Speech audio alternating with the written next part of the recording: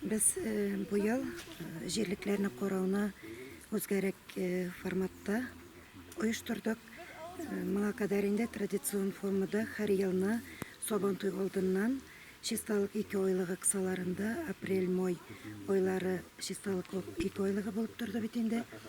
Шушы айлык нәтиҗәсе итеп җирлекләрнең чисталыгын, йортларның төзеклеген, авыл урамнарының төзеклеген, социаль объектларның төзеклеген карап, җирлекләргә урыннар билгеләү бар иде. Һәм быел без инде Сабантуй кичектерелеп килде һәм инде булмады да.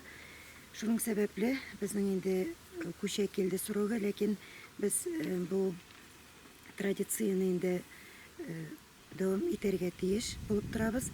Һәм күпләп авыл башлыклары инде барыбыз да күпләп йөрүне бурыч итеп куймадык. Быел без 5 зонада оештырдык, 5 авыл җирлеге һәм менә шушы 5 авыл җирлеге шушы җирлекләрне карап чыкканнан соң инде үзебез белән алдык без район буенча административ комиссиядән Мирзаянова Алисияне һәм менә ул инде һәрбер җирлекнең һәрбер урынын белә дип әйтергә кирәк. Бүгенге карау барышында да бу чагылды. Менә шушы тәртипне, чисталыкны без бәяләп, авыл башлыклары белән бергә һәм менә әйткәнемчә инде шушы административ комиссия һәм үзем тарафымнан без иң төзек җирлекләрне билгеләүне бурыч итеп куйдык. Һәм менә шушы карап йөргәннән соң инде барыбер һәрбер җирлекнең уңай яклары да бар, тискәре дип әйтәбез инде, эшләнеп бетмәгән яклары да бар.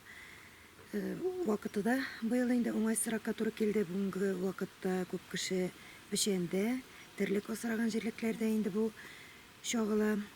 Шуңа күрә без инде моны аңлап карыйбыз.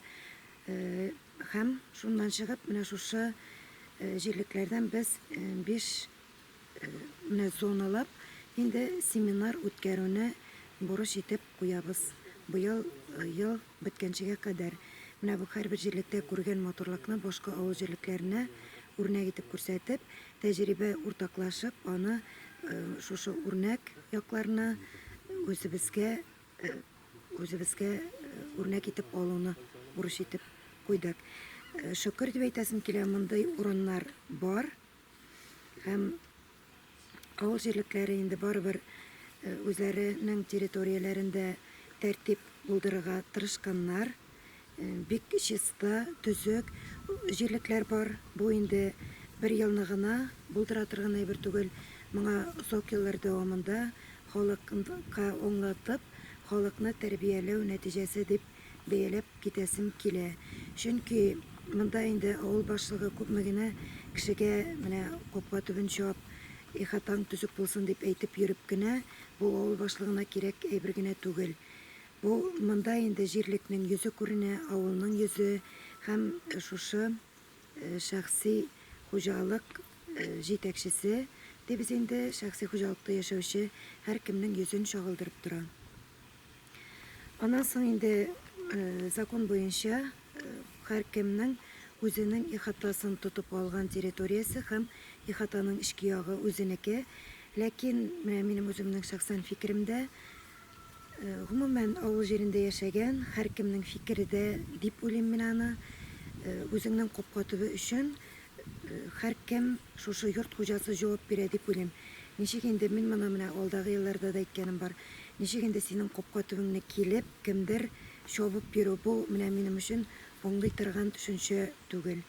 Шуңа күрә моны инде һәр кем аңлап, бигрәк тә менә дачниклар дип әйтәбез инде, җәйге отпуск ялларында бер айга кемнәрдер инде лайыклы ялга чыгып, җәй көне, яз көне кайтып, кара көзгә кадәр яшәп, уңыш үстереп, кош-корт асрап, аның уңышын күреп, шәһәргә кире кышка яшәргә китәләр. Аларда барыбер менә шу йорт алларының чисталыгын, авылның традициясенә уңай карарга тиеш дип уйлыйм инде мин. Без барыбер татар авыллары шушы матурлык булырга тиеш дип уйлыйм. Һәм менә шу карап йөргәннән соң инде барыбер пресса тарафыннан да үзебездә фикерләрне җиткереп, интернет челтәрендә дә яктыртыла бит инде. Һәркем үзен күреп, матур җирлекләрне күреп, үзенә нәтиҗә ясасын иде һәм бүгенге көндә кулы җитмәгән, инде төзекләндереп, чистартып бетерелмәгән территорияләрен алдагы көннәрдә чистартып бетерерләр дип әйтәсем килә.